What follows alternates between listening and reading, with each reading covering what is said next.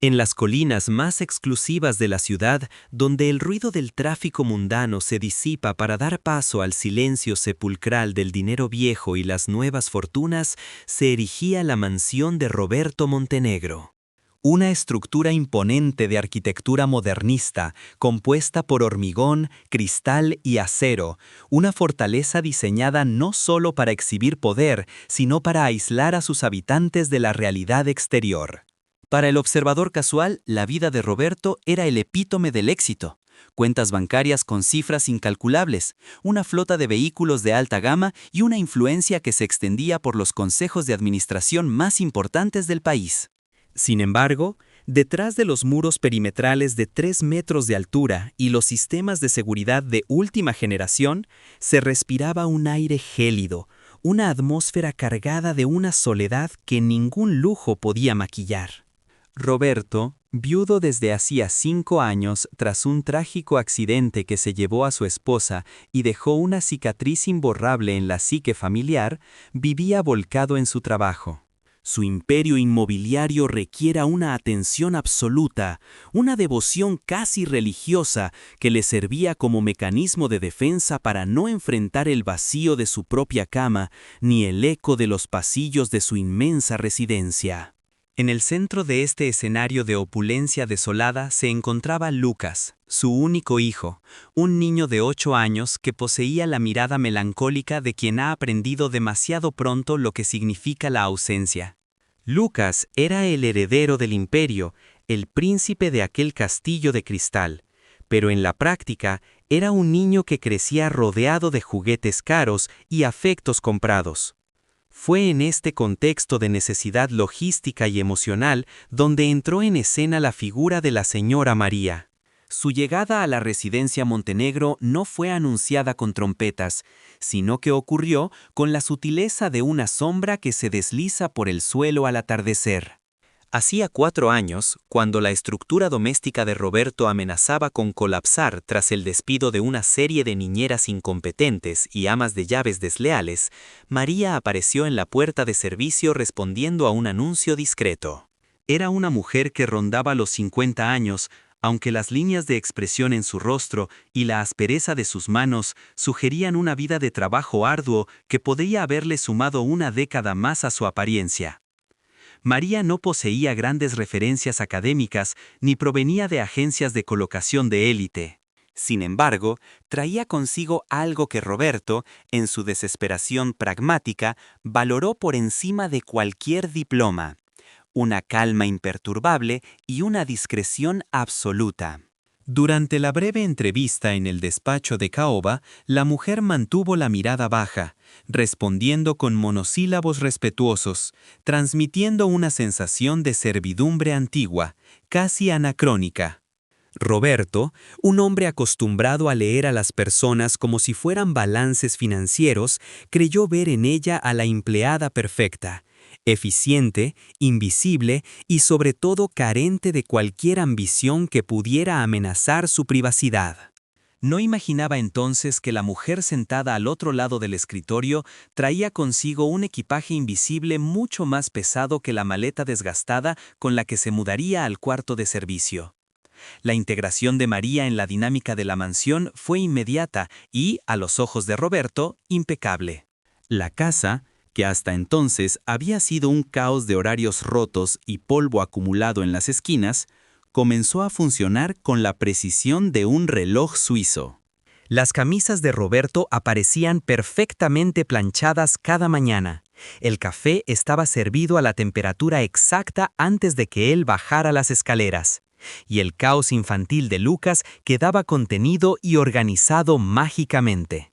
Pero más allá de la eficiencia doméstica, lo que realmente cimentó la posición de María en la casa fue su relación con el niño.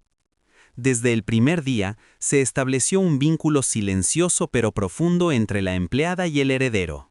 Mientras Roberto pasaba largas jornadas en rascacielos de cristal cerrando tratos millonarios, María se convertía en el eje gravitacional del mundo de Lucas.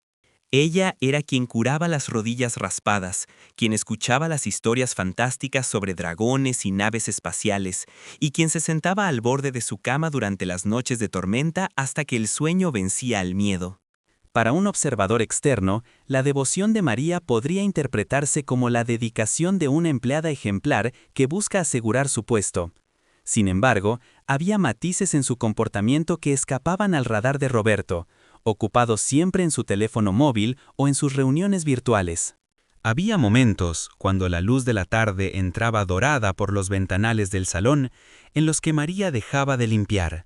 Se quedaba estática, con el paño en la mano, observando a Lucas mientras hacía sus tareas escolares o jugaba en la alfombra persa.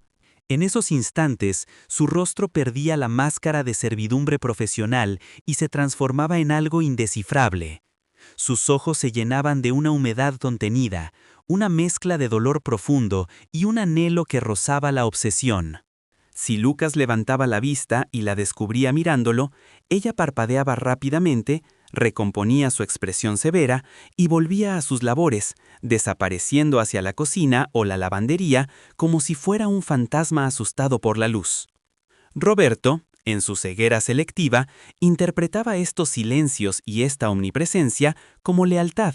Le pagaba un sueldo generoso, muy por encima de la media del mercado, creyendo que con dinero compraba no solo su trabajo, sino su total transparencia. Nunca se detuvo a preguntarse quién era María realmente. No sabía si tenía familia, si había dejado hijos atrás o de dónde provenía exactamente. Para el millonario, ella era un activo más en su balance de vida, una pieza de maquinaria que funcionaba y por lo tanto no requería inspección. La señora María, como la llamaban respetuosamente, era una constante, tan parte de la casa como los pilares de carga. El cuarto de servicio, ubicado en la planta baja, detrás de la cocina y con una entrada independiente que daba al jardín trasero, se convirtió en el único territorio privado de María. A diferencia del resto de la casa, cuyas puertas solían estar abiertas o sin llave, la habitación de María permanecía cerrada herméticamente cada vez que ella salía. Roberto jamás había puesto un pie allí. Consideraba que respetar ese espacio era parte del contrato tácito de convivencia, y francamente no tenía ningún interés en ver las modestas pertenencias de su empleada. Lucas, en su curiosidad infantil, había intentado girar el pomo un par de veces, encontrándolo siempre bloqueado. Cuando le preguntó a María por qué cerraba con llave, ella le respondió con una suavidad que helaba la sangre. Todos necesitamos un lugar donde guardar nuestros recuerdos, Lucas. Y los recuerdos son cosas frágiles, no se pueden dejar al aire. Los años pasaron, 4 en total, consolidando esta rutina de aparente normalidad. Lucas creció, pasando de ser un niño pequeño a un preadolescente inquisitivo, y Roberto continuó acumulando riqueza, convencido de que tenía su vida bajo control absoluto. La mansión era un ecosistema cerrado donde cada uno cumplía su rol: el padre proveedor y distante, el hijo solitario y la cuidadora abnegada. Pero bajo la superficie de esta calma doméstica, las placas tectónicas de un secreto antiguo se estaban desplazando, preparándose para un terremoto que sacudiría los cimientos de la familia Montenegro. Es crucial entender el estado mental de Roberto en los días previos al incidente, para comprender la magnitud de su reacción posterior. La empresa estaba atravesando una fusión delicada, una operación de alto riesgo que lo tenía con los nervios a flor de piel. Dormía poco, bebía demasiado café y su tolerancia a las interrupciones era nula. La casa debía ser un santuario de paz, un lugar donde nada se saliera del guión. Cualquier desviación de la norma, cualquier grieta en la perfección de su entorno, era percibida como una agresión directa. Por su parte, el comportamiento de María había comenzado a cambiar sutilmente en las últimas semanas, cambios tan minúsculos que solo una cámara de seguridad o un análisis retrospectivo podrían haberlos detectado. Se la veía más distraída, sus manos temblaban ligeramente al servir la cena y pasaba más tiempo del habitual encerrada en su habitación durante sus horas de descanso. A veces se le escuchaba murmurar sola en la cocina, conversaciones unilaterales en voz baja que cesaban abruptamente en cuanto escuchaba los pasos de Roberto o de Lucas. El niño, con la intuición afilada de quienes pasan mucho tiempo observando a los adultos, notó que la tata, como a veces la llamaba cariñosamente, estaba diferente. La atrapó varias veces mirándolo con una intensidad que ya no era solo de cariño, sino de una extraña urgencia, como si quisiera decirle algo, pero una mordaza invisible se lo impidiera. Una tarde, mientras Lucas dibujaba en la mesa del comedor, María se acercó y le acarició el cabello. Su mano se demoró más de la cuenta, sus dedos trazando la forma de su cráneo con una familiaridad inquietante. «Tienes los ojos de tu padre», susurró ella, aunque su tono sugería que se refería a una realidad distinta a la obvia. «Claro, María, papá dice que soy su vivo retrato», respondió Lucas sin levantar la vista del papel.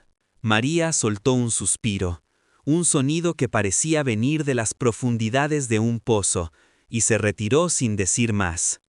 Esa misma semana, el destino, que suele operar mediante casualidades aparentemente triviales, puso en marcha el mecanismo del desastre. Roberto había planeado un viaje de negocios a Zúrich que lo mantendría fuera durante 3 días.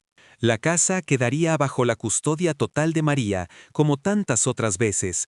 Sin embargo, una tormenta de nieve en los Alpes canceló todos los vuelos salientes, obligando a Roberto a regresar a la mansión apenas unas horas después de haberse despedido.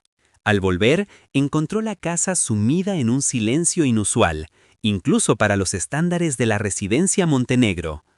No estaba el coche de María en la entrada lateral, lo cual era extraño, pues ella rara vez salía entre semana. Roberto asumió que habría ido al mercado o a la farmacia. Entró en la casa dejando su maletín en el recibidor de mármol y el eco de sus pasos resonó como disparos en la vastedad del vestíbulo.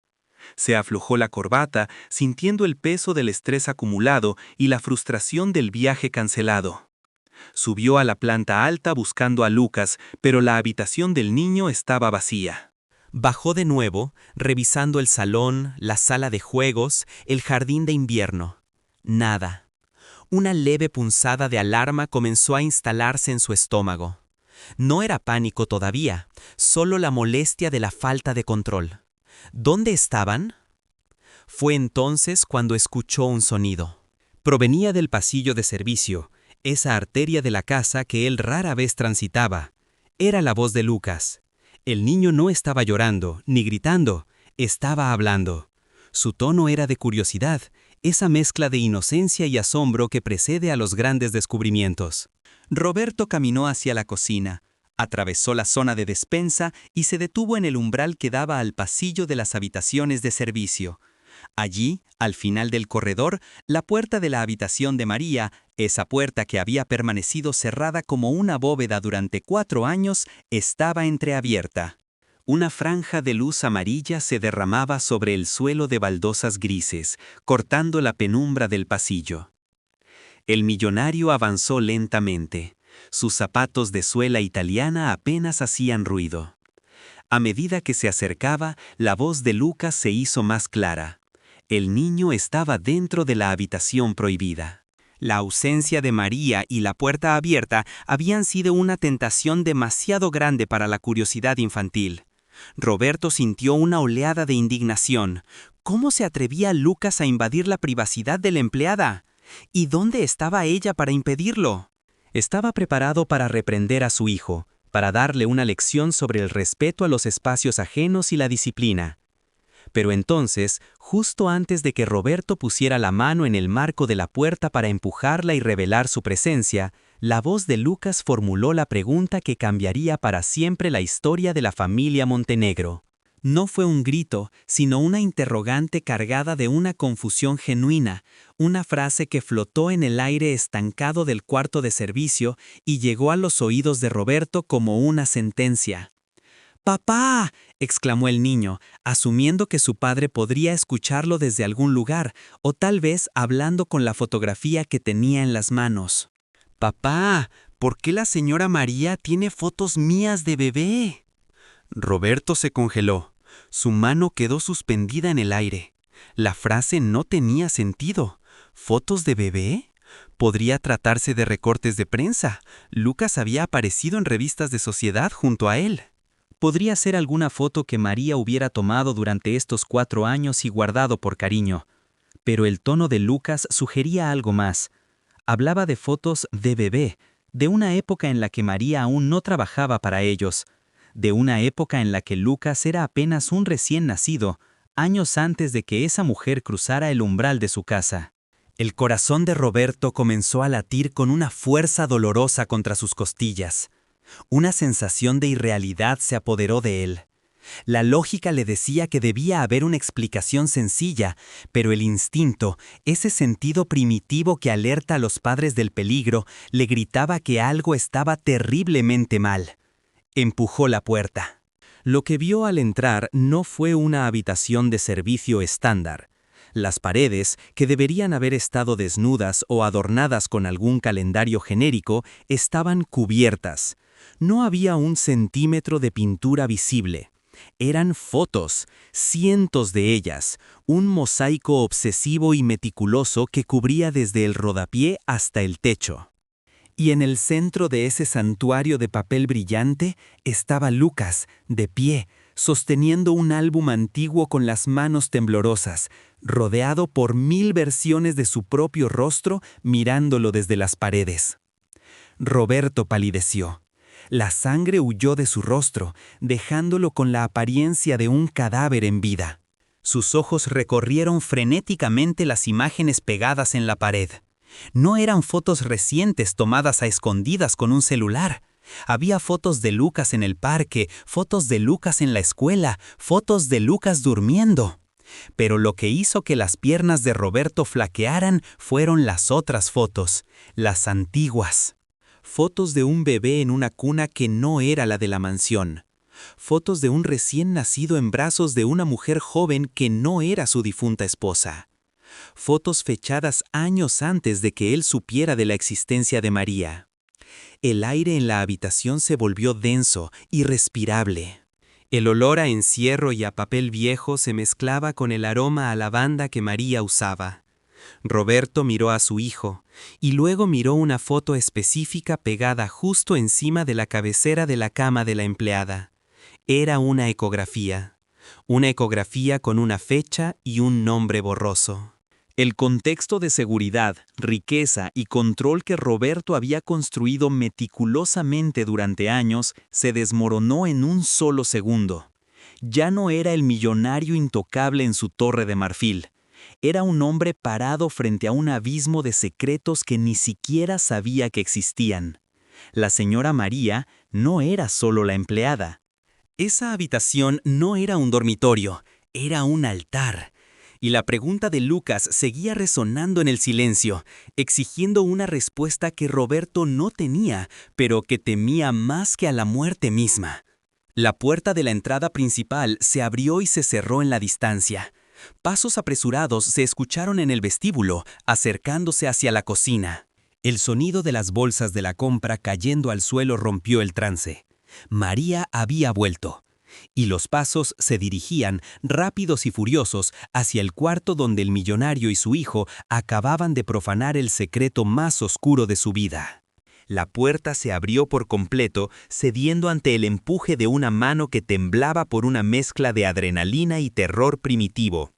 Roberto Montenegro cruzó el umbral, dejando atrás la seguridad aséptica de su mansión de diseño para adentrarse en una dimensión paralela, un espacio que desafiaba cualquier lógica arquitectónica y psicológica. Lo que sus ojos registraron en esos primeros segundos no fue simplemente una habitación desordenada o el refugio privado de una empleada doméstica. Era la manifestación física de una mente que había estado operando en las sombras, tejiendo una realidad alternativa justo debajo de las suelas de zapatos italianos del millonario. La estancia estaba saturada, no quedaba un solo centímetro de pared blanca visible. Desde el rodapié hasta la moldura del techo, la superficie vertical había sido colonizada por una marea de papel fotográfico. No había un patrón decorativo, sino una disposición maníaca, una superposición de imágenes que creaba un efecto de collage grotesco y fascinante a la vez. El aire allí dentro era distinto al del resto de la casa. No olía a los productos de limpieza industriales con aroma a limón que María utilizaba en el salón, sino a cera vieja, a polvo estancado y a una fragancia dulzona, casi empalagosa, que emanaba de un ramillete de flores secas colocado sobre una mesita de noche.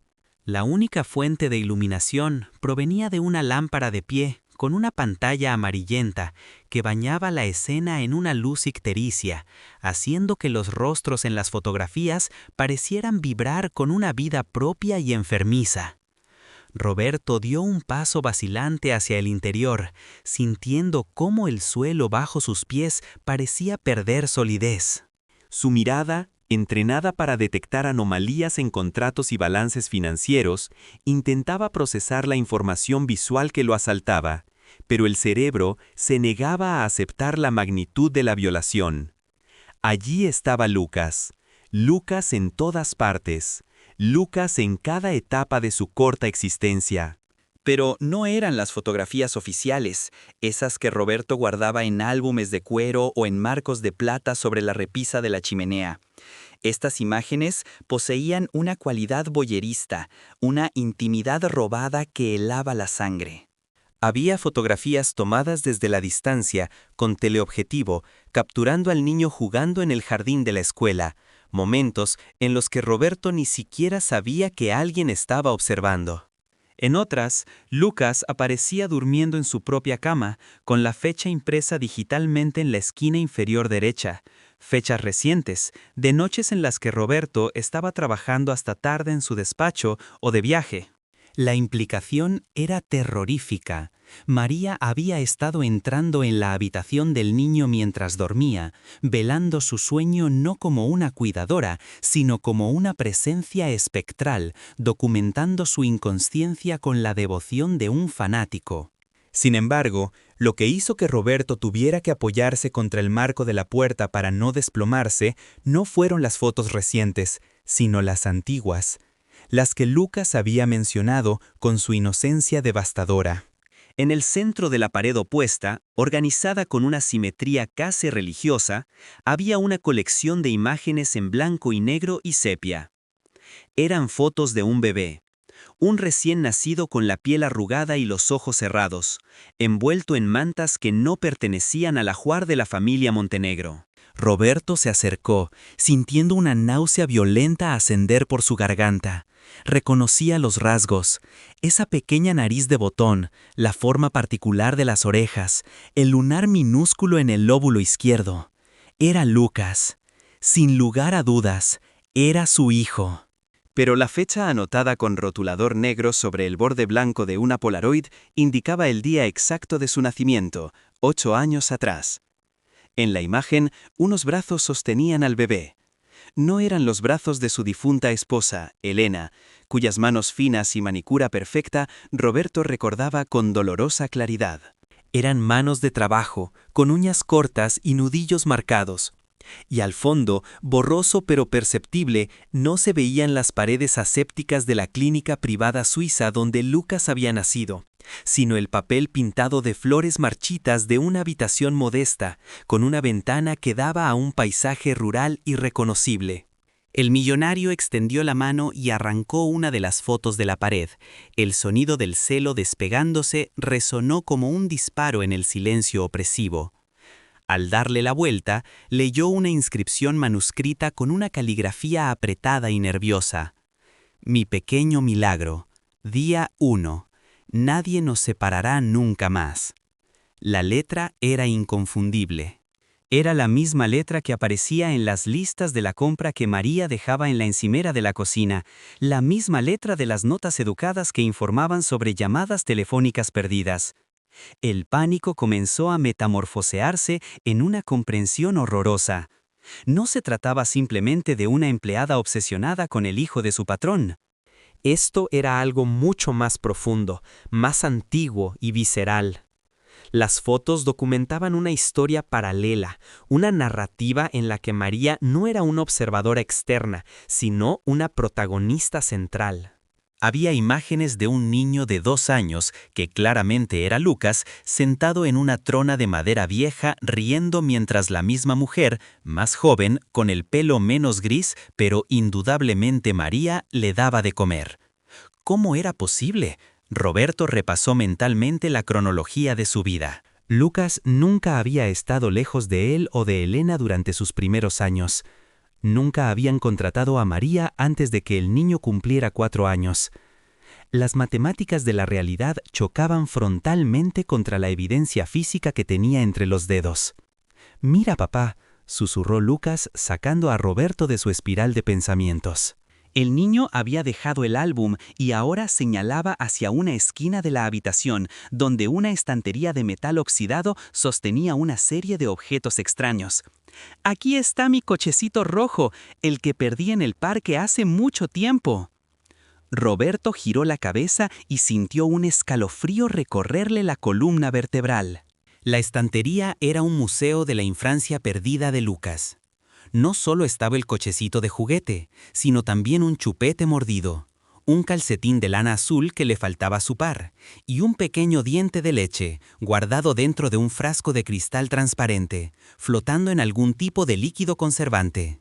Cada objeto estaba etiquetado con una fecha y un lugar. Primer diente caído, martes 14 de octubre, almohada. La meticulosidad de la colección era patológica. María no solo había estado cuidando de Lucas, lo había estado recolectando. Cada fragmento de la vida del niño que Roberto había desechado o perdido, ella lo había recuperado, catalogado y santificado en este altar de locura. El millonario se dio cuenta entonces de que la mujer que le servía el café cada mañana, la mujer a la que había confiado lo más preciado de su vida, no veía a Lucas como el hijo de su jefe, lo veía como suyo, o peor aún, creía que era suyo. La mente de Roberto, habitualmente fría y analítica, se fracturó. Las implicaciones legales, la violación de la privacidad, el peligro físico latente, todo se agolpó en su cerebro. ¿Quién era realmente esta mujer? ¿Cómo había conseguido esas fotos de bebé? ¿Eran falsificaciones maestras? ¿O había un agujero negro en la historia de su propia familia que él desconocía? Recordó el accidente de su esposa, el caos de aquellos días, los meses de duelo en los que funcionó con el piloto automático. ¿Hubo algún momento, alguna brecha en la seguridad, algún periodo de tiempo perdido que su mente había bloqueado? De repente, el sonido de pasos en el pasillo exterior cortó el aire denso de la habitación. No eran pasos normales, eran rápidos, pesados, cargados de una urgencia furiosa. El sonido de los tacones de goma de María golpeando las baldosas del pasillo de servicio resonaba con una cadencia militar.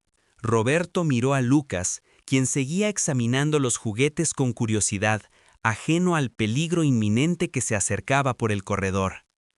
El instinto paternal, dormido bajo capas de negligencia y trabajo, despertó con una ferocidad animal.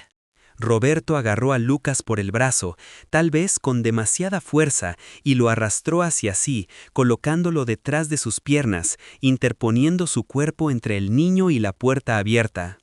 «Quédate atrás, Lucas, no te muevas», ordenó, su voz sonando extraña, ronca y gutural. Los pasos se detuvieron abruptamente justo en el umbral. La luz del pasillo fue bloqueada por una silueta. María estaba allí. Pero ya no era la señora María. La máscara de servidumbre había desaparecido por completo, disuelta como el maquillaje bajo la lluvia. Su postura, habitualmente encorvada y sumisa, se había erguido.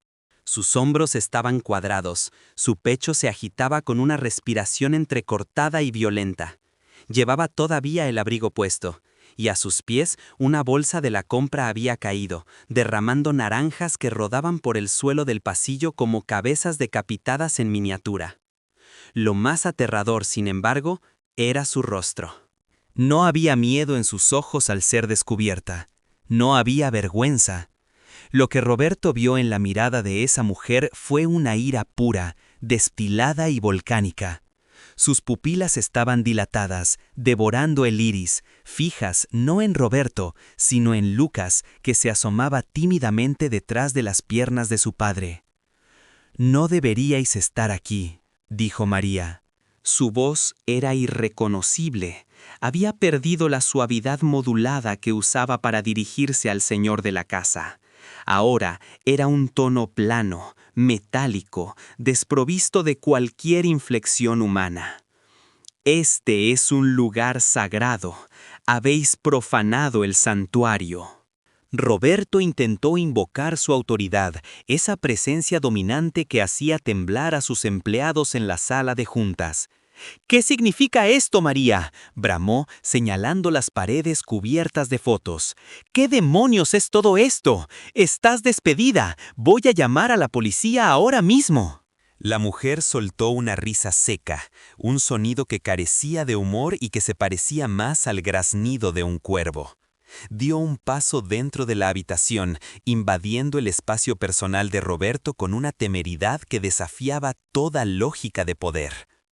«¿Despedida?», repitió ella, saboreando la palabra como si fuera un veneno. «No puedes despedirme de mi propia vida, Roberto. No puedes despedirme de mi sangre. ¿Crees que el dinero te hace dueño de todo, verdad? ¿Crees que puedes comprar personas, comprar silencios, comprar hijos?» Roberto retrocedió un paso, chocando contra la mesita de noche. El frasco con el diente de leche tintineó peligrosamente. «¿De qué estás hablando? Lucas es mi hijo y de Elena. Estás enferma, María. Necesitas ayuda psiquiátrica». María negó con la cabeza lentamente, una sonrisa torcida curvando sus labios pálidos. Sus manos se movieron hacia los bolsillos de su abrigo, un gesto que hizo que el corazón de Roberto se detuviera por un instante, temiendo que sacara un arma. Pero lo que sus manos buscaban no era metal, sino algo más personal. «Elena», susurró el nombre con desprecio. «La pobre y dulce Elena. Ella nunca supo la verdad, ¿o sí?». Tal vez lo sospechaba. Tal vez por eso el accidente no fue tan accidental. La insinuación golpeó a Roberto como un mazo físico. El aire salió de sus pulmones. El accidente de coche, la carretera mojada, los frenos que fallaron. La investigación se cerró como un fallo mecánico fortuito. Pero ahora, en la penumbra de este cuarto de los horrores, las palabras de la mujer abrían una grieta en la realidad que amenazaba con tragárselo entero. «¿Qué has dicho?», preguntó Roberto, su voz apenas un susurro. María dio otro paso adelante. Ahora estaba tan cerca que Roberto podía ver los capilares rotos en sus ojos y oler el aroma rancio de su sudor frío. «Dije que no sabes nada, Roberto. Has vivido en un castillo de mentiras». Levantó la mano y señaló una foto específica en la pared, una que Roberto había pasado por alto en su primer barrido visual. Estaba ubicada en un lugar de honor, justo encima de la cabecera de la cama. Era una foto vieja, granulada, tomada en lo que parecía ser una sala de espera de un hospital. En ella, un Roberto mucho más joven, con el rostro desencajado por la preocupación, estaba sentado hablando con una enfermera. Pero al fondo de la imagen, casi oculta por una columna, se veía a una mujer joven, embarazada, mirando a Roberto con una expresión de dolor y odio indescriptibles. Esa mujer era María, 20 años más joven, pero inconfundiblemente ella. Roberto sintió que el mundo giraba. La conexión neuronal se hizo con un chispazo doloroso. Recordó vagamente una época, mucho antes de Elena, mucho antes de su fortuna consolidada. Un desliz, una aventura breve con una empleada temporal en la empresa de su padre. Un problema que se solucionó con dinero y un acuerdo de confidencialidad. Un embarazo que, según le habían dicho sus abogados, había sido interrumpido. «Me dijeron que no existía», balbuceó Roberto, mirando la foto y luego mirando a María. «Me dijeron que...». «Te dijeron lo que pagaste por escuchar», le cortó María, su voz bajando a un susurro sibilante. Pero la sangre no se borra con cheques, Roberto, y los hijos no desaparecen solo porque sus padres no los quieran. Perdí a ese niño. Lo perdí por el estrés, por la vergüenza, por tu culpa. Pero el universo me debía algo. El universo me debía una vida.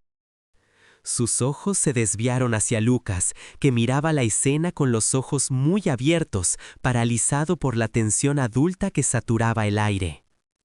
Y cuando vi que tú y tu esposa perfecta teníais a este ángel, supe que era él. Supe que mi niño había vuelto, no en cuerpo, pero sí en alma. Vine a reclamar lo que es mío, Roberto. No soy su niñera, soy la madre que debió haber tenido. Y he estado esperando el momento perfecto para que seamos una familia de verdad. La locura en su discurso era absoluta, pero tenía una lógica interna aterradora. María había construido una realidad delirante sobre los cimientos de un trauma pasado y una coincidencia trágica. Se había infiltrado en la casa no por dinero, sino para ejecutar una posesión lenta y meticulosa. «Saca a Lucas de aquí», le dijo su cerebro a Roberto. La situación estaba escalando hacia un punto de no retorno. La mujer estaba inestable, y la revelación de su identidad delirante había roto el último dique de contención que la mantenía funcional. Roberto intentó moverse hacia la puerta, empujando suavemente a Lucas, pero María bloqueó el paso con una rapidez sorprendente. Sacó una mano del bolsillo. Esta vez sostenía algo. No era un arma de fuego ni un cuchillo, era un mechero, un simple mechero de plástico barato. «Nadie sale», dijo ella, encendiendo la llama. El pequeño fuego bailó en la penumbra, reflejándose en los miles de ojos de Lucas que cubrían las paredes de papel altamente inflamable. Si no podemos ser una familia aquí, lo seremos en otra parte. Los recuerdos arden también, Roberto. El olor a papel viejo y seco de repente se convirtió en una amenaza mortal. La habitación era una trampa de fuego esperando una chispa. Cientos de fotos, libros, ropa vieja, todo era combustible. Y María, con la mirada perdida en la pequeña llama azul y naranja, parecía haber llegado a la conclusión final de su guión retorcido. «María, espera», suplicó Roberto, levantando las manos en un gesto de rendición total. El millonario arrogante había desaparecido, solo quedaba un padre desesperado.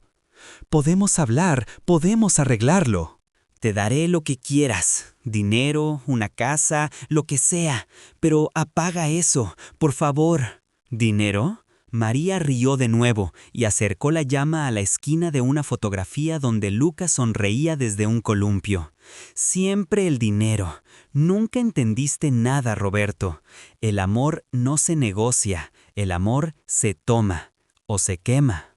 La llama lamió el borde de la fotografía. El papel comenzó a ennegrecerse y curvarse. Una voluta de humo gris ascendió hacia el techo. Roberto sabía que tenía segundos, tal vez milisegundos, antes de que el fuego saltara de una foto a otra y convirtiera el cuarto de servicio en un infierno. Miró a Lucas, miró a la mujer que conocía y desconocía al mismo tiempo, y tensó cada músculo de su cuerpo, preparándose para lanzarse hacia ella.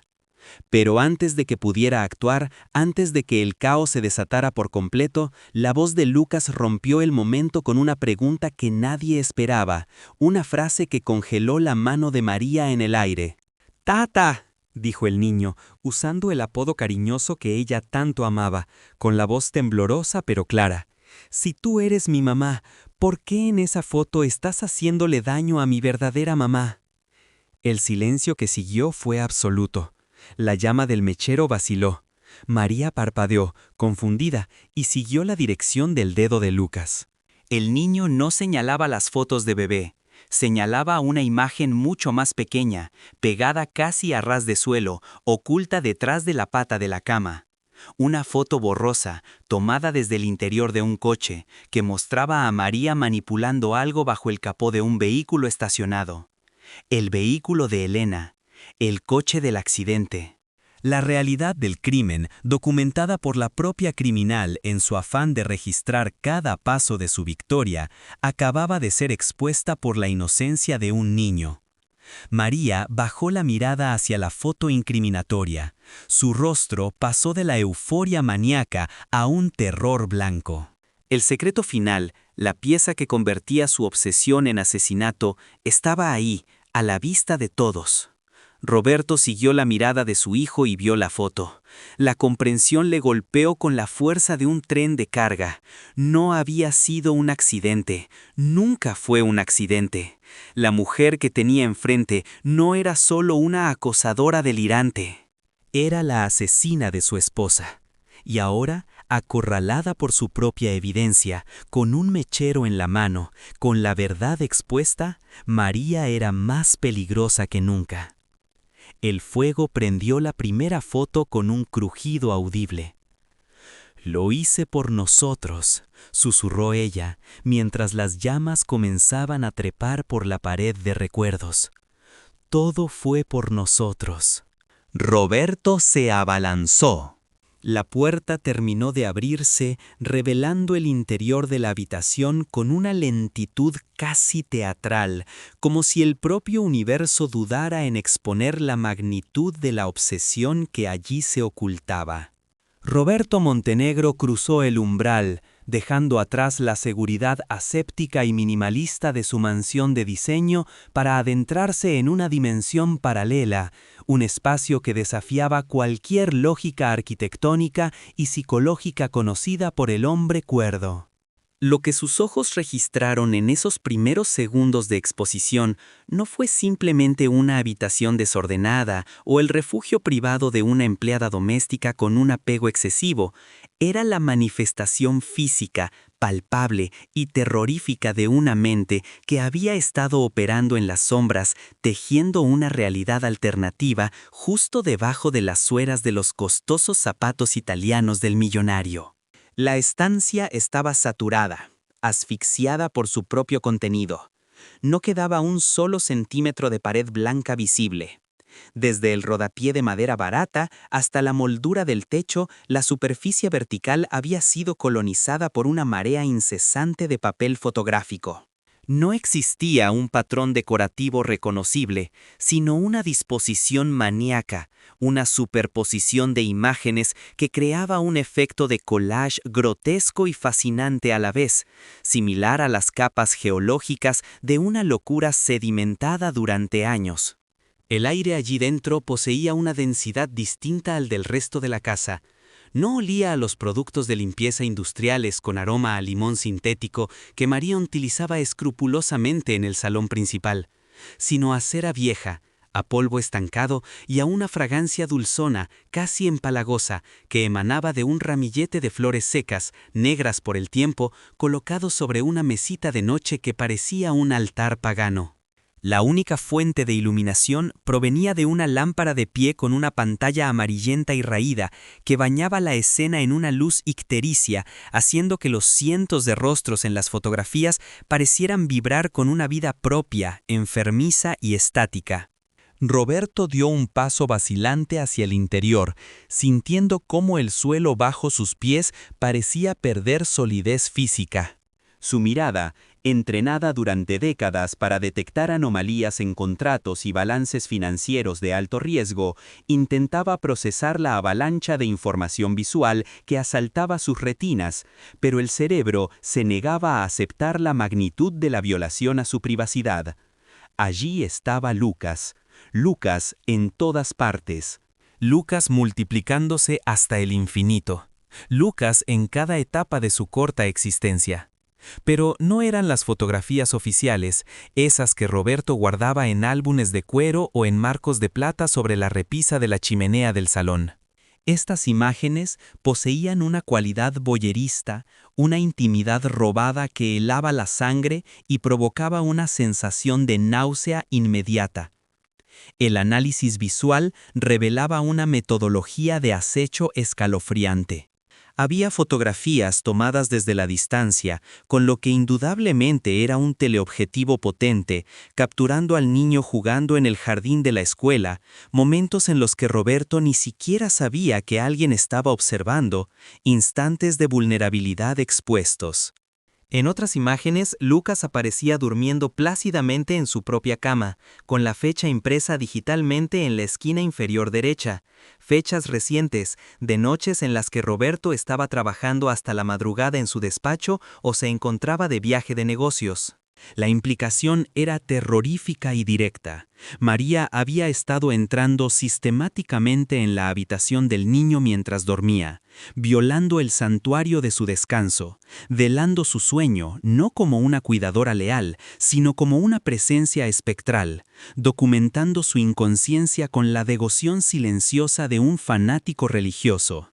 Sin embargo, lo que hizo que Roberto tuviera que apoyarse pesadamente contra el marco de la puerta para no desplomarse ante el peso de la revelación no fueron las fotos recientes, sino las antiguas, las que Lucas había mencionado con su inocencia devastadora y que actuaban como la prueba irrefutable de una conspiración de larga data.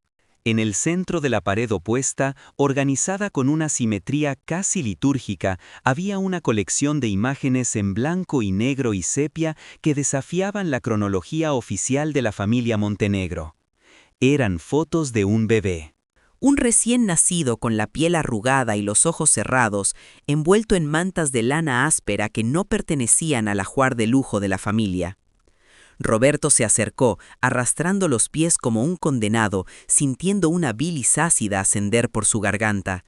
Reconocía los rasgos con dolorosa precisión. Esa pequeña nariz de botón, la forma particular de las orejas, el lunar minúsculo en el lóbulo izquierdo que siempre había considerado una marca de nacimiento única. Era Lucas, sin lugar a dudas, biológicamente era su hijo.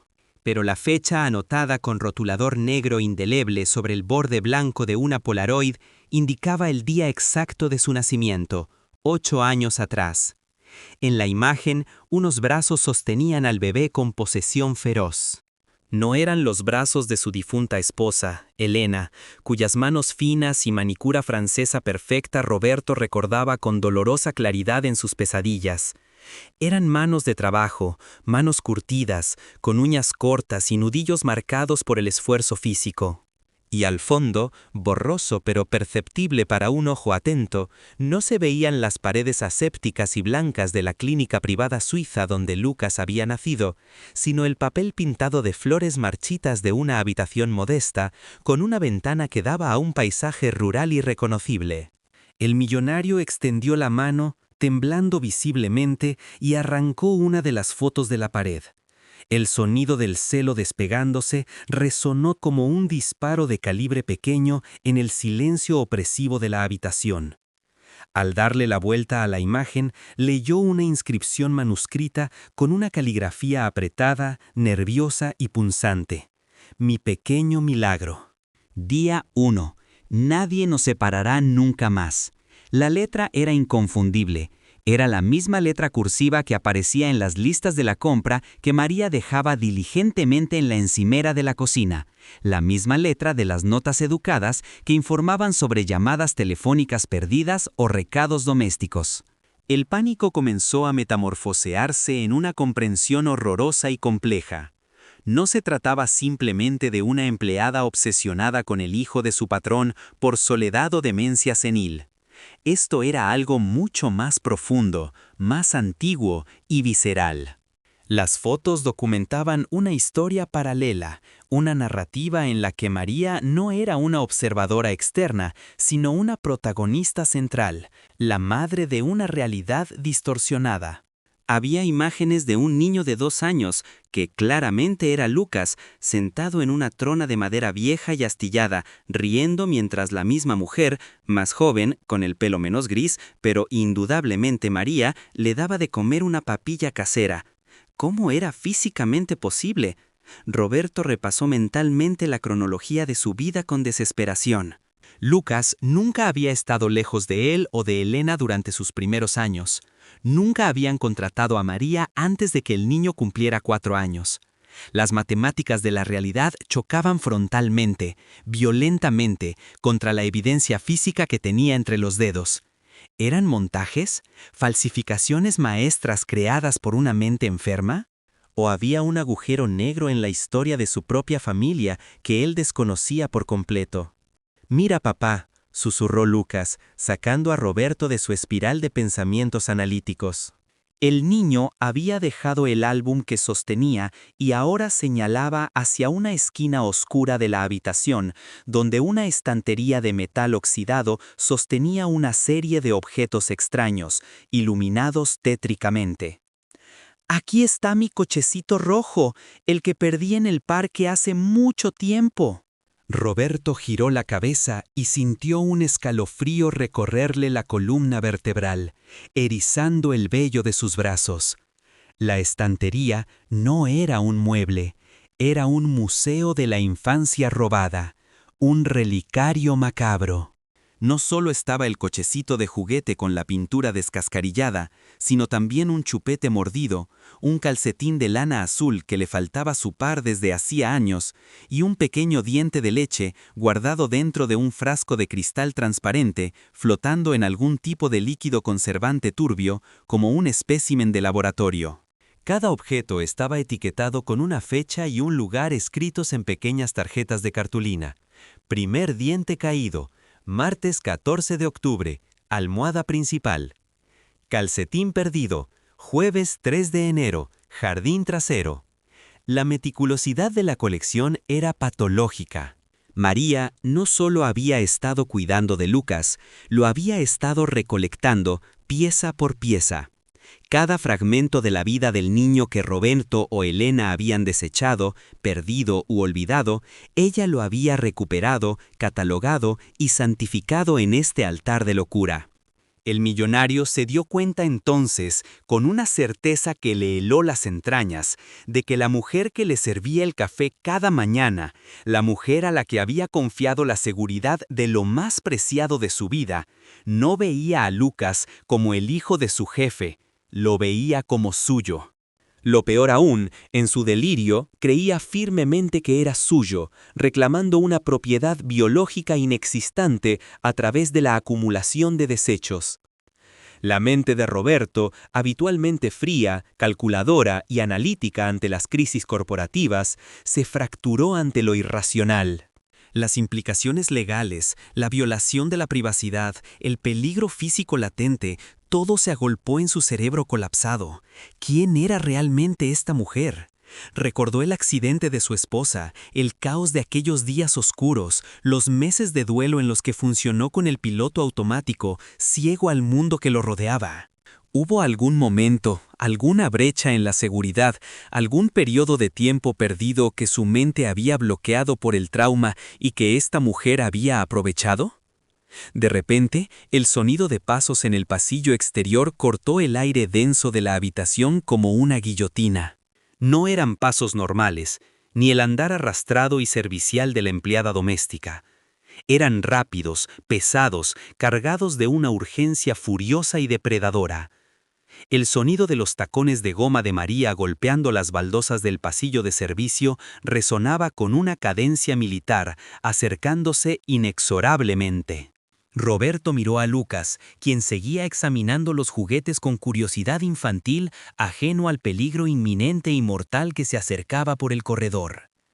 El instinto paternal, dormido bajo capas de negligencia, trabajo y delegación de responsabilidades, despertó con una ferocidad animal. Roberto agarró a Lucas por el brazo, tal vez con demasiada fuerza, y lo arrastró hacia sí en un movimiento brusco, colocándolo detrás de sus piernas, interponiendo su cuerpo como un escudo humano entre el niño y la puerta abierta. «Quédate atrás, Lucas». «No te muevas, no digas nada», ordenó, su voz sonando extraña, ronca y gutural, irreconocible incluso para él mismo. Los pasos se detuvieron abruptamente justo en el umbral. La luz del pasillo fue bloqueada por una silueta negra y compacta. María estaba allí.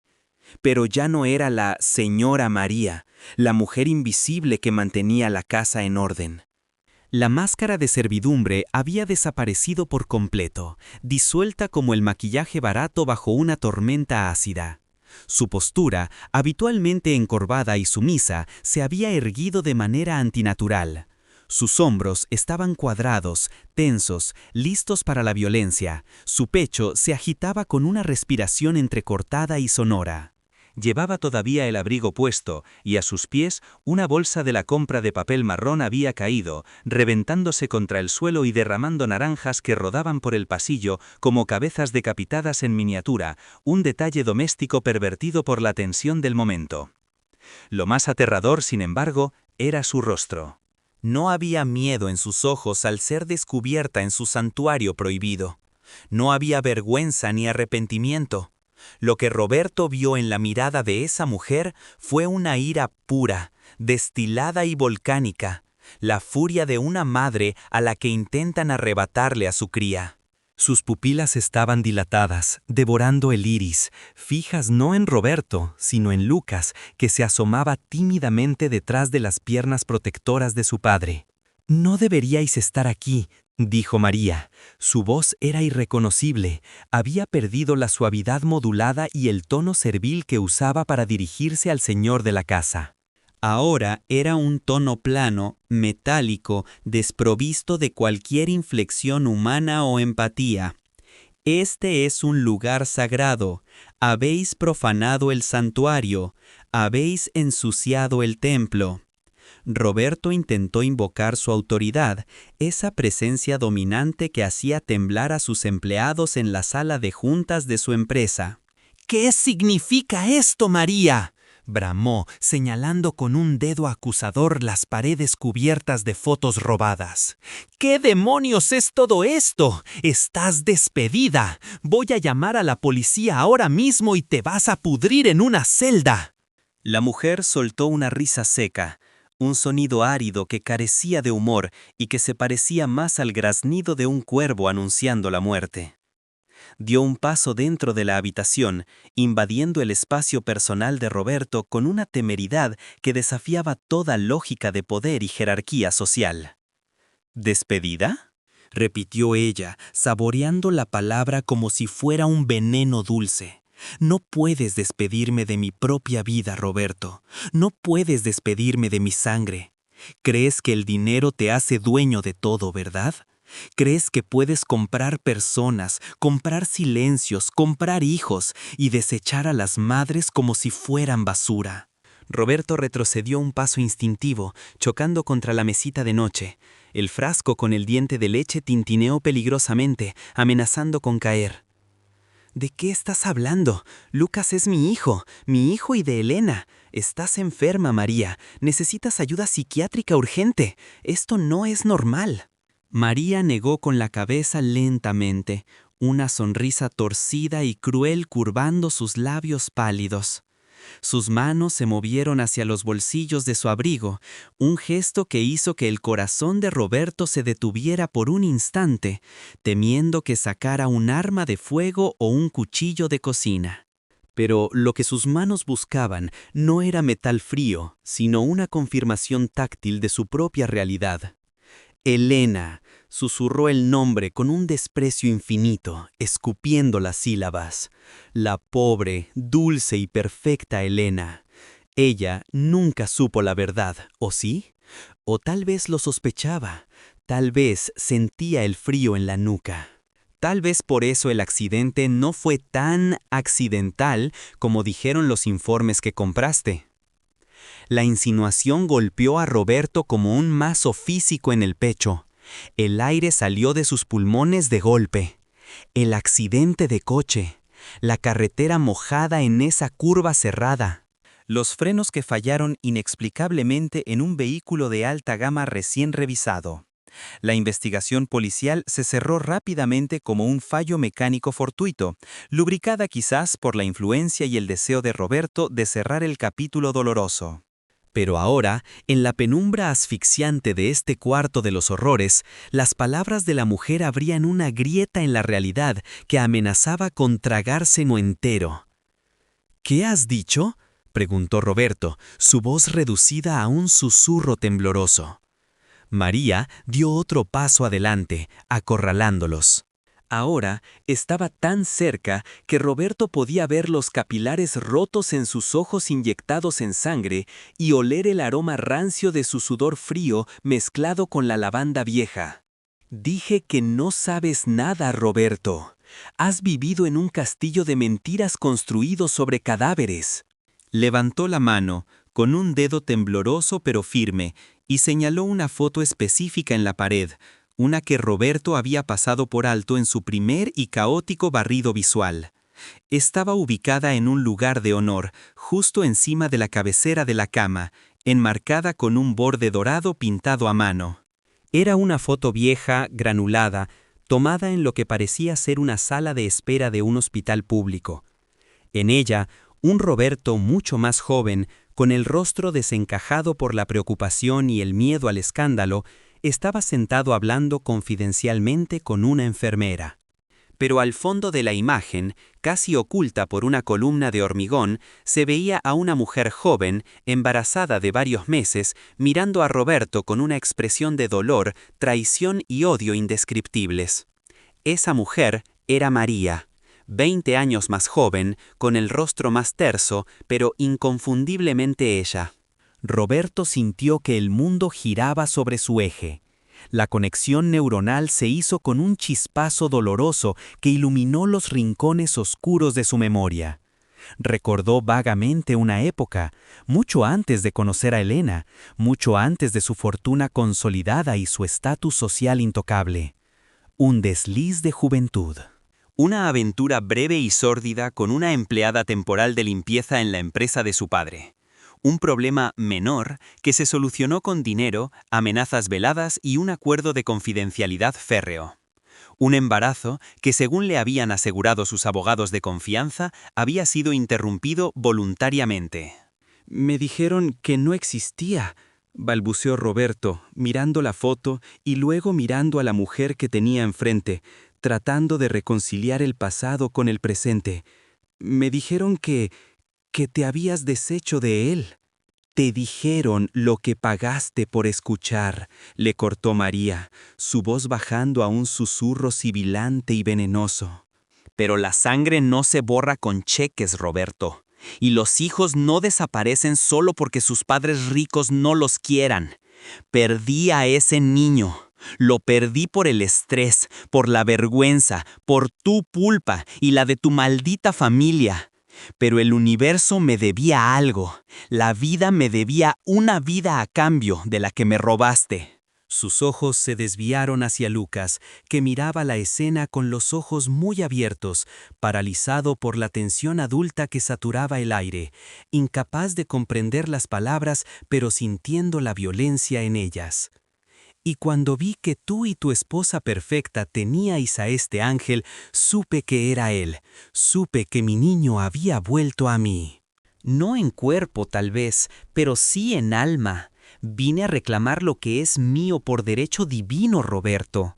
No soy su niñera, soy la madre que debió haber tenido desde el principio. Y he estado esperando pacientemente el momento perfecto para que seamos una familia de verdad, sin intrusas». La locura en su discurso era absoluta, una construcción delirante, pero tenía una lógica interna aterradora y coherente para ella. María había construido una realidad alternativa sobre los cimientos de un trauma pasado no resuelto y una coincidencia trágica. Se había infiltrado en la casa no por necesidad económica, sino para ejecutar una posesión lenta, meticulosa y parasitaria de la vida de su hijo. «Saca a Lucas de aquí», le gritó su instinto de supervivencia a Roberto. La situación estaba escalando hacia un punto de no retorno.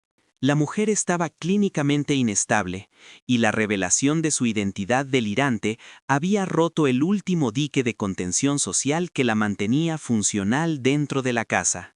Roberto intentó moverse lateralmente hacia la puerta, empujando suavemente a Lucas con su cadera, pero María bloqueó el paso con una rapidez y agilidad sorprendentes para su edad.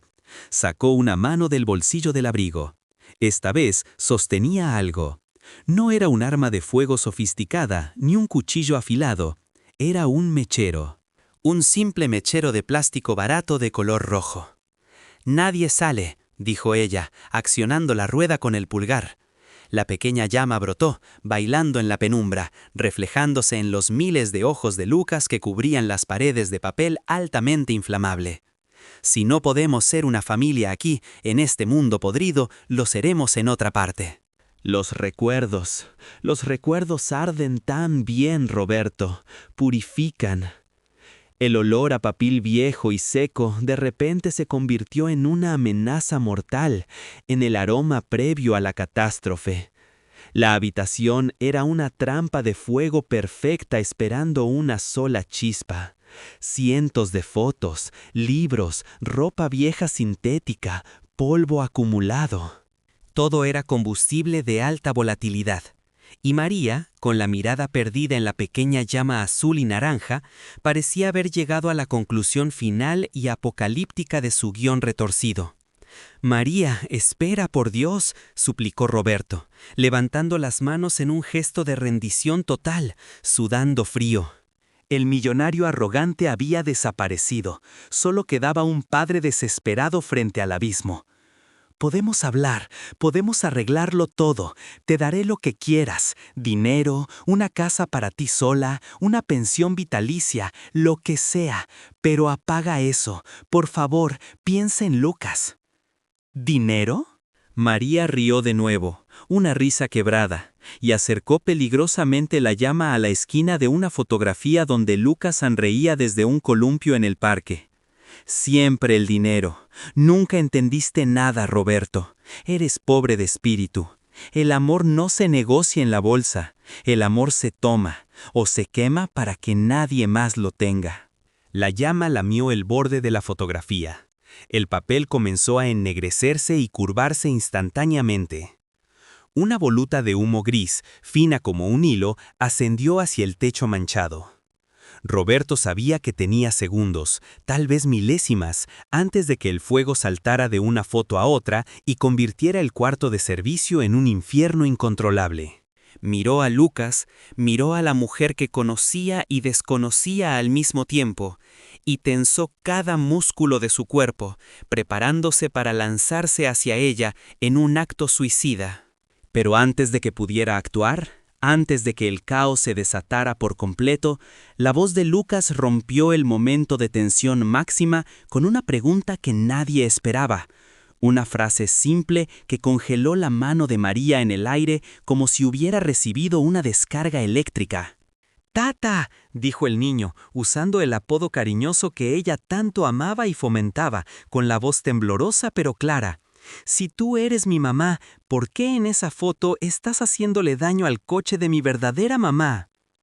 El silencio que siguió fue absoluto, denso como el plomo. La llama del mechero vaciló por el temblor en la mano de la mujer. María parpadeó, confundida, sacada de su trance místico, y siguió la dirección del dedo acusador de Lucas. El niño no señalaba las fotos de bebé ni los recuerdos felices. Señalaba una imagen mucho más pequeña, pegada casi a ras de suelo, oculta deliberadamente detrás de la pata de la cama, en la zona más oscura del collage. Era una foto borrosa, oscura, tomada con flash desde el interior de otro vehículo, que mostraba a María, vestida con ropa oscura, manipulando algo bajo el capó abierto de un coche deportivo estacionado en el garaje. El vehículo de Elena, el coche del accidente mortal. La realidad del crimen, documentada por la propia criminal en su afán patológico de registrar cada paso de su victoria sobre la rival, acababa de ser expuesta por la inocencia observadora de un niño. María bajó la mirada hacia la foto incriminatoria. Su rostro pasó de la euforia maníaca a un terror blanco y puro. El secreto final, la pieza clave que convertía su obsesión en asesinato premeditado, estaba ahí, a la vista de todos. Roberto siguió la mirada de su hijo y vio la foto. La comprensión le golpeó con la fuerza de un tren de carga, destrozando cualquier duda restante. No había sido un accidente. Nunca fue un accidente. La mujer que tenía enfrente no era solo una acosadora delirante o una examante despechada, era la asesina de su esposa. Era un monstruo que había dormido bajo su mismo techo. Y ahora, acorralada por su propia evidencia, con un mechero encendido en la mano y la verdad expuesta, María era más peligrosa que cualquier animal herido. El fuego prendió la primera foto con un crujido audible y voraz. «Lo hice por nosotros», susurró ella, con los ojos llenos de lágrimas, mientras las llamas comenzaban a trepar rápidamente por la pared de recuerdos. «Todo fue por nosotros». Roberto rugió y se abalanzó hacia adelante, ignorando el fuego, ignorando el peligro, movido únicamente por la necesidad primitiva de proteger a su hijo y destruir al monstruo que había aniquilado a su familia. La atmósfera en la habitación de servicio se transformó en una fracción de segundo. El aire, ya cargado por el olor a moho y obsesión, se impregnó instantáneamente de un aroma químico y acre, el de la emulsión fotográfica consumiéndose. La pequeña llama del mechero barato no solo encendió un trozo de papel, detonó la realidad misma de Roberto Montenegro. La imagen de María manipulando el coche de Elena, esa prueba gráfica y estática de un homicidio silenciado por el tiempo, comenzó a curvarse y ennegrecerse bajo el beso del fuego. Era la evidencia definitiva, la llave maestra que abría la puerta del infierno, y estaba siendo destruida frente a sus ojos por la misma mano que había provocado la tragedia años atrás. El millonario, impulsado por una descarga de adrenalina que anuló cualquier pensamiento racional de autoconservación, se lanzó hacia adelante. No fue un movimiento elegante ni coordinado, sino una embestida brutal, desesperada. Su hombro impactó contra el torso de la mujer con la fuerza de un animal acorralado. María, sorprendida por la ferocidad repentina de un hombre al que consideraba débil y domesticado por el lujo, salió despedida hacia atrás. El mechero voló de su mano, pero el daño ya estaba hecho. La fotografía en llamas había caído sobre una pila de periódicos viejos acumulados en una esquina, un nido de papel seco que María guardaba con celo inexplicable. El fuego, alimentado por el oxígeno y el material combustible, rugió con un hambre voraz.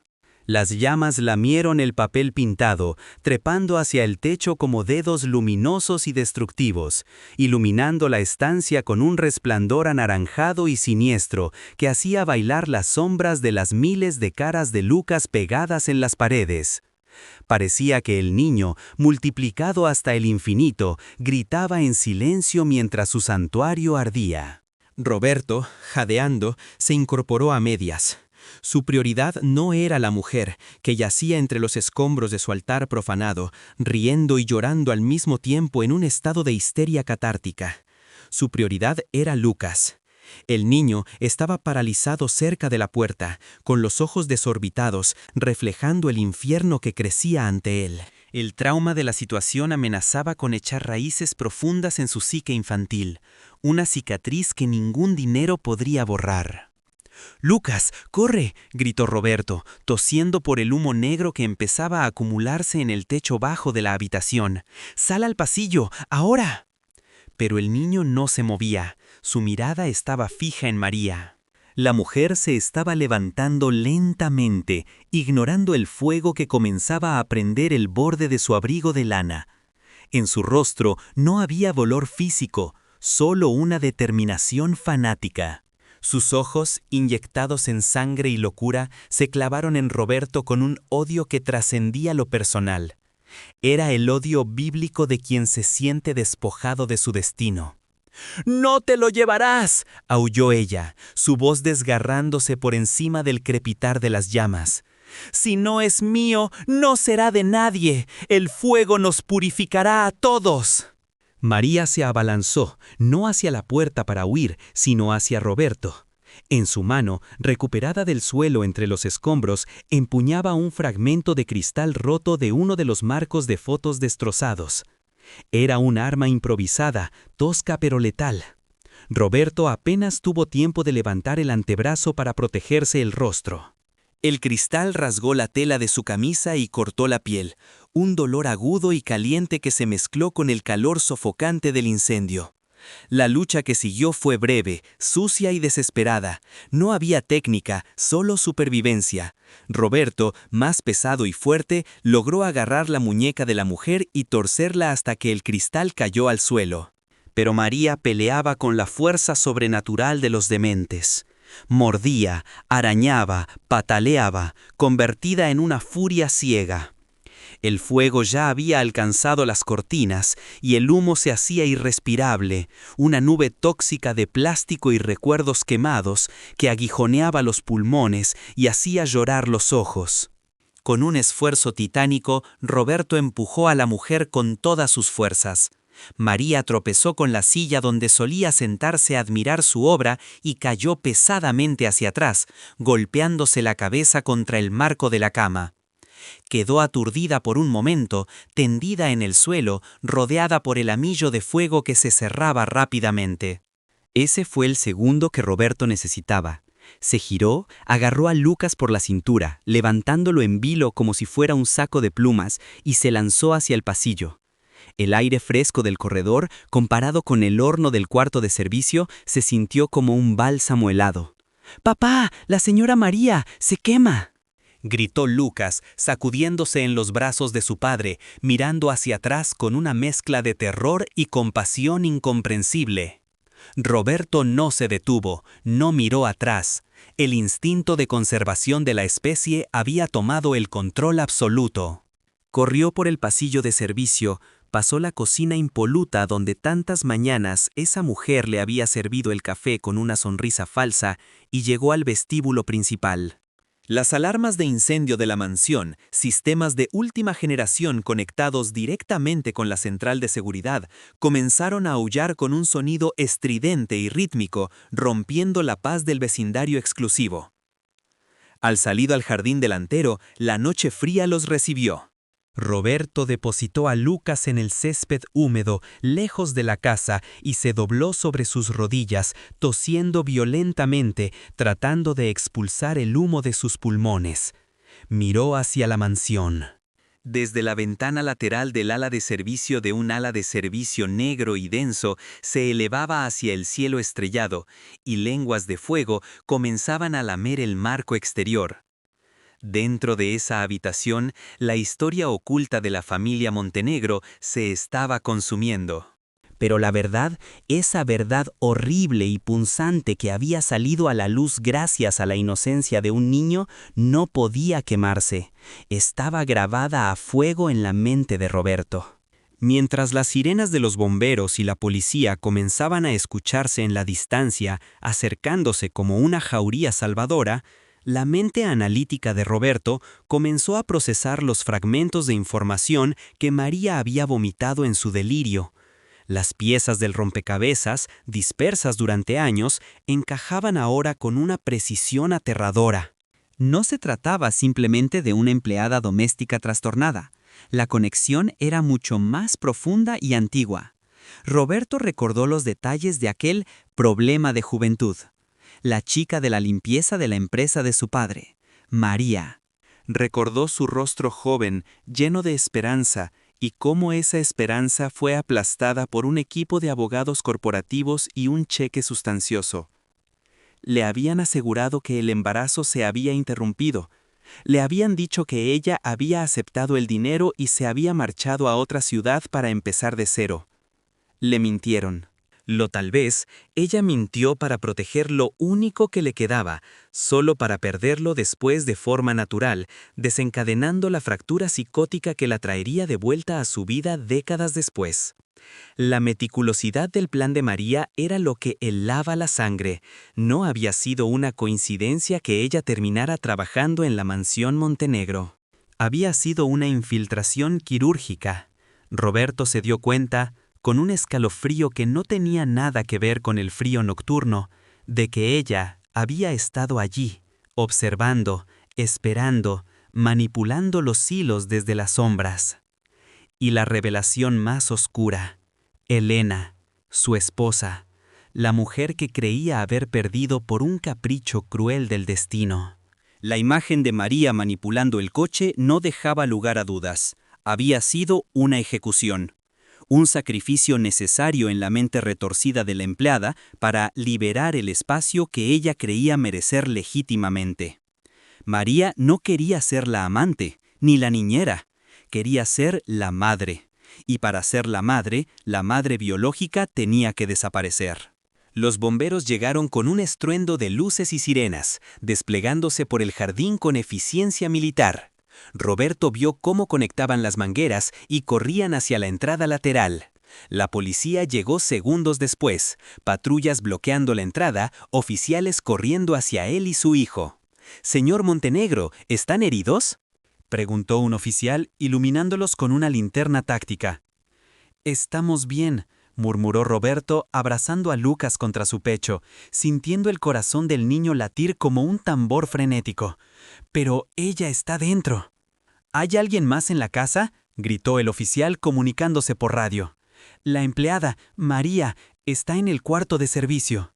Ella inició el fuego. Los bomberos lucharon contra las llamas durante casi una hora.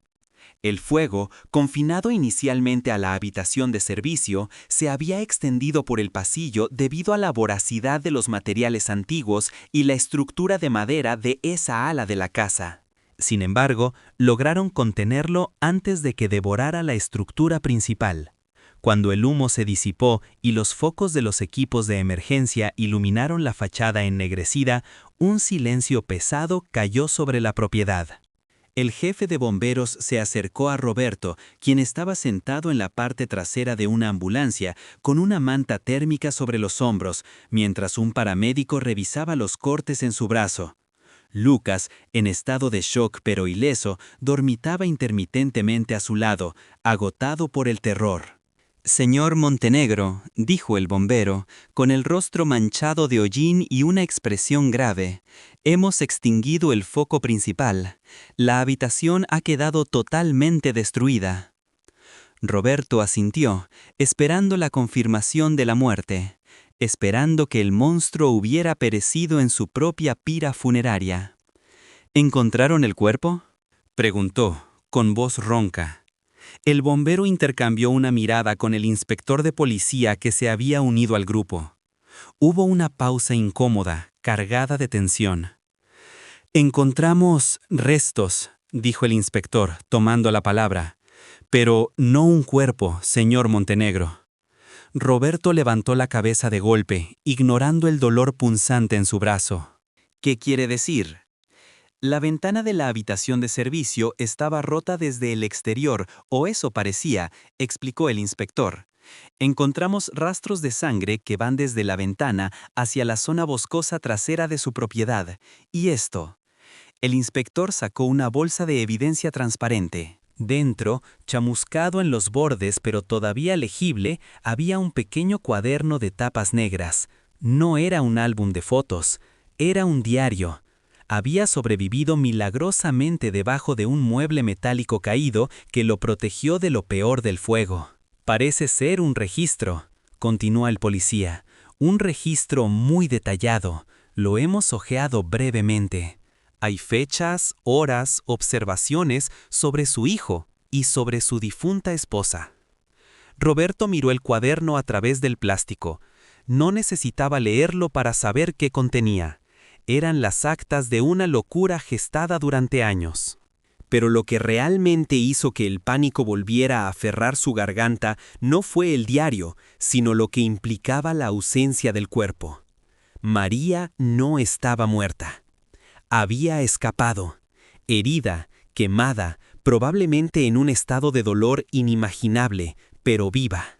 El monstruo había huido hacia la oscuridad del bosque que rodeaba la mansión, un terreno que ella conocía mejor que nadie, pues lo había vigilado durante años. El inspector pareció leer el terror en los ojos del millonario. «Hemos desplegado unidades caninas y un helicóptero con visión térmica está en camino. Si está en el bosque, la encontraremos. No puede haber ido lejos en esas condiciones». Pero Roberto sabía algo que la policía ignoraba. Conocía la fuerza de la voluntad humana cuando está alimentada por una obsesión pura. María no se movía por lógica ni por dolor. se movía por una narrativa interna en la que ella era la heroína trágica. Y en su historia, el final no era morir quemada en un cuarto de servicio. De repente, uno de los oficiales que revisaba el perímetro del jardín trasero gritó y señaló hacia un árbol antiguo, un roble centenario que se alzaba cerca de donde solía estar el columpio de Lucas. Clavado en la corteza del árbol con un cuchillo de cocina, uno que faltaba del bloque en la cocina, había una nota. Un papel blanco, impoluto, que contrastaba violentamente con la corteza oscura. El inspector y Roberto se acercaron, flanqueados por agentes con las armas desenfundadas. La nota no estaba escrita con prisa. La caligrafía era la misma que Roberto había visto en las fotos, cursiva, elegante, perturbadoramente calmada. Roberto leyó las palabras bajo la luz blanca de las linternas policiales y sintió que el suelo se abría bajo sus pies. El mensaje no era una amenaza de muerte, era una promesa. El fuego limpia el escenario para el segundo acto. No te preocupes, Roberto. Lo que no se puede tener por las buenas, se toma por la sangre. Volveré a por lo que nació de mí. La comprensión de la situación cambió radicalmente. Esto no era el final de una pesadilla, era simplemente el final del prólogo. La mujer que había matado a su esposa, que había vivido entre ellos como un fantasma servicial, que había construido un altar con la basura de su hijo, estaba suelta. Y ahora, despojada de su máscara, sin nada que perder y con la mente fracturada por el fuego y la violencia, era infinitamente más peligrosa. El millonario miró hacia el bosque oscuro, un muro impenetrable de sombras y árboles. Sintió, con una certeza visceral, que ella estaba allí, observando, esperando. La señora María había muerto en el incendio. Lo que había emergido de las llamas era algo nuevo, una entidad forjada en el dolor y la venganza. Y no se detendría hasta completar su familia, o hasta que todos estuvieran muertos. Las implicaciones legales y criminales comenzaron a desplegarse en la mente de los investigadores presentes.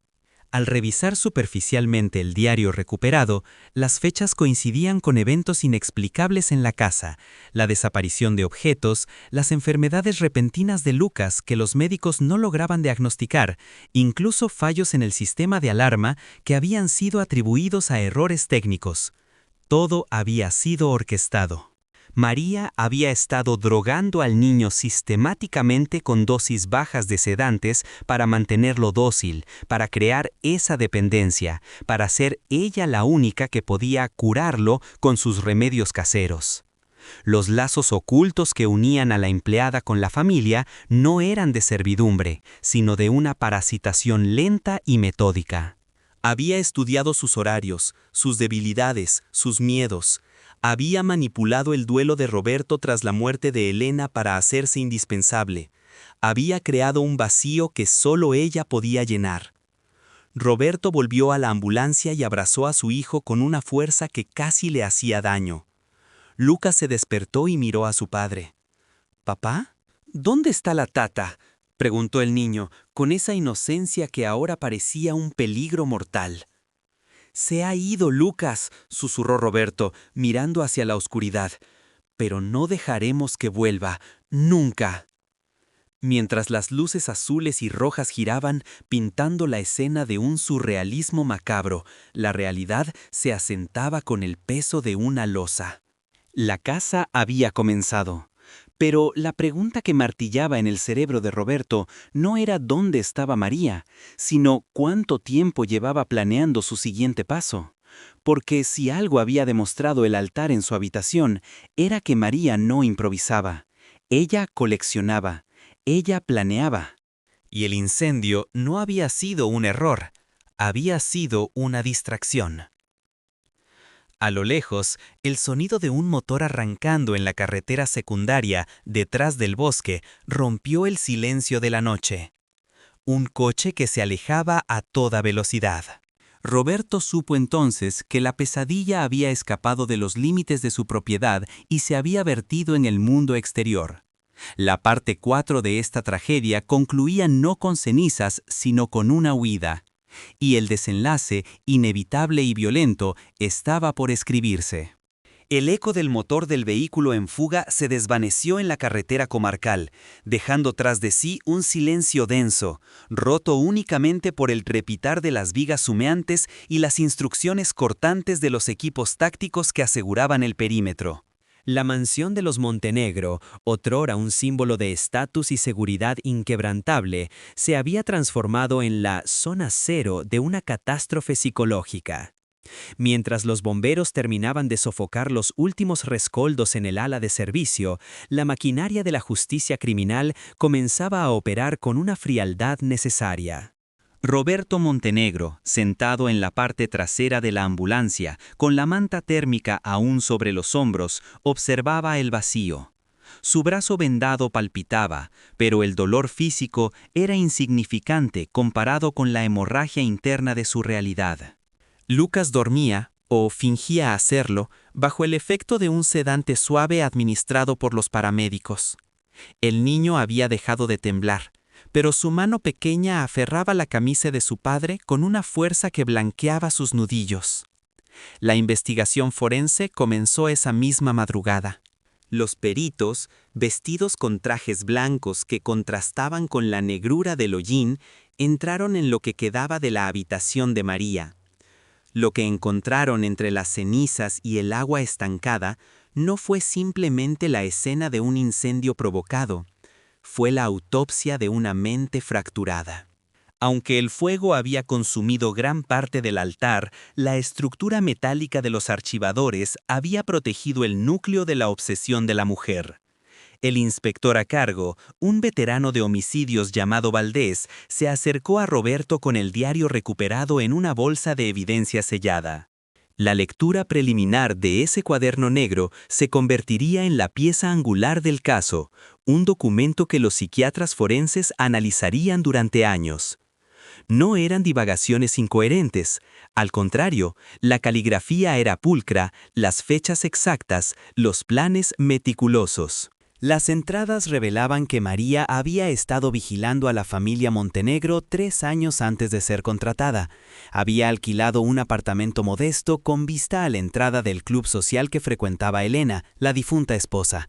Había estudiado sus horarios, sus marcas de ropa favoritas, incluso el perfume que usaba. El objetivo inicial no era el niño, sino la madre. María no buscaba empleo, buscaba una sustitución de identidad. Una entrada, fechada 2 semanas antes del accidente fatal de Elena, heló la sangre de los investigadores. El freno del Deportivo tiene un sistema hidráulico accesible si se sabe dónde mirar. He practicado con el modelo del desguace. Es sencillo. Un corte limpio en el latiguillo, un poco de cinta aislante para que aguante hasta que la presión sea máxima en carretera. Ella no sufrirá. La confirmación del asesinato de Elena transformó el caso de un incendio provocado y acoso a una cacería humana por homicidio premeditado de primer grado. La mujer que había servido el desayuno y atado los cordones de Lucas era una asesina fría y calculadora que había vivido impune en el corazón de la familia de su víctima. Pero el horror no terminaba en el pasado.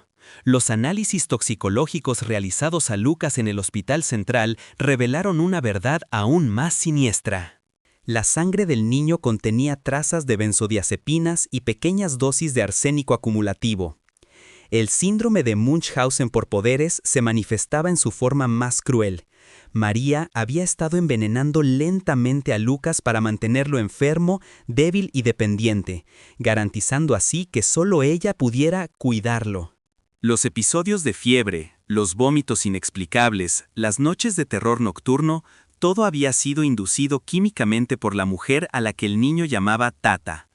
La noticia de la fuga de la niñera del infierno, como la bautizó la prensa sensacionalista a la mañana siguiente, desató una psicosis colectiva en la región. Los telediarios abrían con el retrato robot de María, aunque las fotos reales proporcionadas por Roberto mostraban a una mujer de apariencia inofensiva, casi invisible, el tipo de persona que uno olvida 5 segundos después de cruzarla en la calle. Esa era su mayor arma, la normalidad. Durante las siguientes 72 horas, la vida de Roberto y Lucas se convirtió en un confinamiento de alta seguridad. Fueron trasladados a un piso franco de la policía, un entorno estéril y desconocido, lejos de los recuerdos ahumados de la mansión. Roberto apenas dormía. Pasaba las horas mirando por las persianas bajadas, con una pistola, legal y registrada, pero cargada con la desesperación de un padre, sobre la mesa de centro. Cada sombra en la calle, cada ruido en el pasillo del edificio disparaba su adrenalina. La policía rastreó el coche robado en el que María había huido. Fue hallado abandonado a 50 kilómetros, en un área de descanso de camiones, parcialmente sumergido en un pantano. Dentro del vehículo no había huellas útiles, pues el agua y el barro lo habían contaminado todo. Parecía que la tierra se la había tragado. Sin embargo, los investigadores sabían que los perfiles como el de María no se alejan de su objeto de deseo. Ella no huía para escapar, se replegaba para reorganizarse. Lucas era su hijo en su narrativa delirante, y una madre no abandona a su hijo. El punto de quiebre llegó al 5.º día. La unidad de delitos telemáticos detectó una actividad inusual en una cuenta bancaria durmiente, una cuenta que había sido abierta hacía 2 décadas bajo el nombre de soltera de María, una identidad que se creía extinta. La transacción no fue en un lugar remoto, ni en una frontera. Fue en una farmacia del centro de la ciudad, a solo 3 manzanas de la clínica pediátrica donde Lucas tenía programada una revisión médica obligatoria. Ella no se había ido, estaba cerrando el cerco. El operativo se montó con precisión quirúrgica. La policía utilizó la cita médica como cebo, con Roberto vistiendo un chaleco antibalas bajo su chaqueta y un equipo de agentes de paisano infiltrados en la sala de espera y el perímetro del hospital. El ambiente en la clínica era tenso, cargado de una electricidad estática que hacía sudar las manos. A las 10:15 de la mañana, una mujer anciana, encorvada, empujando un andador, entró en el vestíbulo de la clínica. Llevaba un pañuelo en la cabeza y gafas oscuras, típicas de una paciente de oftalmología. Nadie reparó en ella al principio. Se sentó en una esquina, lejos de la recepción, con una vista directa a los ascensores. Fue Lucas quien lo notó. A pesar del trauma, a pesar del miedo, el vínculo tóxico que se había forjado durante años no se rompía fácilmente. El niño, sentado en el regazo de su padre al otro lado de la sala, se tensó. Su olfato, más agudo que el de cualquier adulto en la sala, captó algo. No era un perfume. Era el olor a menta y alcanfor, el ungüento que ella usaba para sus dolores de espalda, el mismo olor que tenía cuando lo abrazaba por las noches. «Papá», susurró Lucas, sin mirar directamente a la anciana, «huele a ella». Roberto siguió la mirada periférica de su hijo. La anciana no miraba al suelo ni a una revista. Sus ojos, ocultos tras los cristales negros, estaban fijos en ellos. Y debajo del pañuelo, un mechón de pelo no era gris, sino de un castaño teñido apresuradamente. Lo más delator eran sus manos. No tenían las manchas ni las arrugas de la vejez, y tamborileaban sobre el mango del andador con un ritmo nervioso y juvenil. Roberto hizo una señal imperceptible al inspector Valdés, que leía un periódico a 2 metros de distancia. El código rojo se activó en silencio. Cuando los agentes se movieron para cerrar las salidas, la mujer reaccionó con una agilidad que desmentía su disfraz. Lanzó el andador contra el primer policía que se acercó y sacó de entre sus ropas no un arma de fuego, sino un bisturí quirúrgico robado. «¡Es mío!», gritó. Su voz ya no era la de la suave empleada doméstica, sino un graznido gutural y desesperado. «¡Ustedes no lo quieren! ¡Ustedes no saben cuidarlo!». El caos estalló en la sala de espera. Pacientes gritando, niños llorando. María, acorralada contra la pared de cristal de la recepción, blandía el bisturí hacia cualquiera que se acercara, pero sus ojos estaban llenos de lágrimas maníacas, fijas exclusivamente en Lucas. «Lucas, ven con mamá», suplicó, extendiendo la mano libre ensangrentada por los cortes de su huida previa. «Te tengo tu medicina. Te dolerá la barriga si no vienes». Roberto cubrió los oídos de su hijo y lo envolvió con su cuerpo, girándolo para que no viera la escena final. No hubo negociación, no hubo rendición pacífica. Cuando María intentó abalanzarse hacia ellos en un último intento suicida de rescate, un agente disparó una pistola Taser. Los dardos impactaron en su torso y la mujer cayó convulsionando al suelo aséptico de la clínica, terminando su reinado de terror no con fuego, sino con una descarga eléctrica que la devolvió a la brutal realidad. Mientras la esposaban y la arrastraban fuera, gritando obscenidades y nanas infantiles mezcladas en una letanía de locura, Roberto sintió que el aire volvía a entrar en sus pulmones por primera vez en años. El monstruo había sido capturado.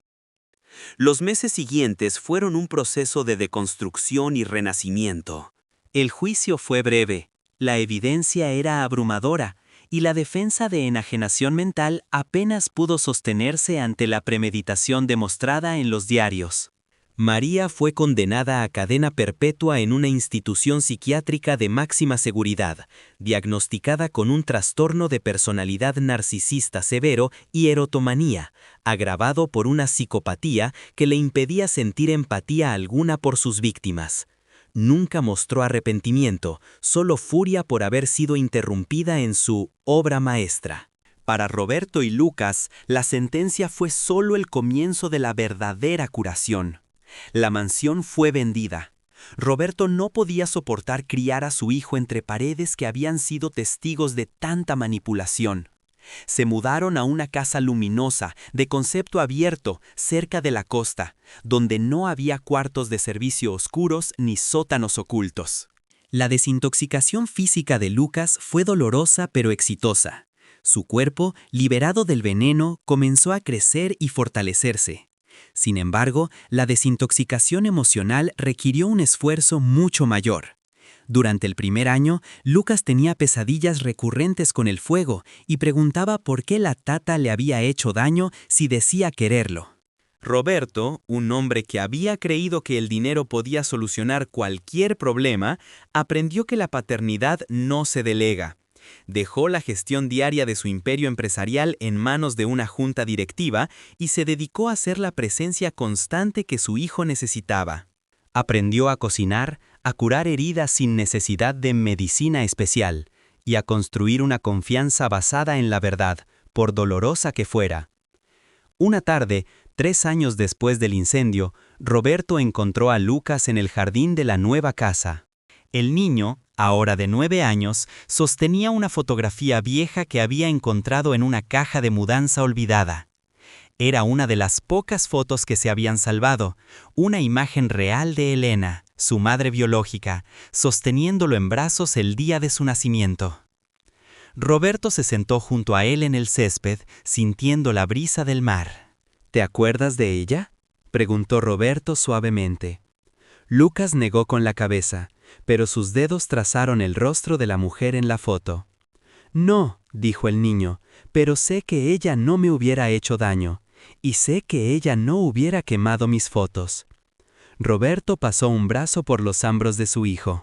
La sombra de María, esa figura oscura que había intentado reescribir su historia con sangre y fuego, finalmente se estaba disipando. La cicatriz en el brazo de Roberto y las marcas invisibles en la psique de Lucas siempre estarían allí, recordatorios de que el mal a veces lleva una máscara de bondad y servicio.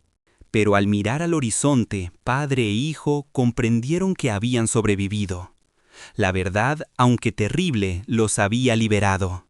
Y en esa libertad, lejos de las cámaras, los diarios y las obsesiones mortales, comenzaba su verdadera vida. El legado de aquel crimen no fue la destrucción de la familia Montenegro, sino su forja en un vínculo inquebrantable. Habían caminado a través del infierno, de la mano, y habían salido al otro lado. Y mientras el sol se ponía sobre el océano, la imagen de la Señora María se convertía en lo que siempre debió ser, Un fantasma lejano, encerrado en una celda acolchada, olvidado por el mundo, mientras la vida, la verdadera vida, continuaba sin ella.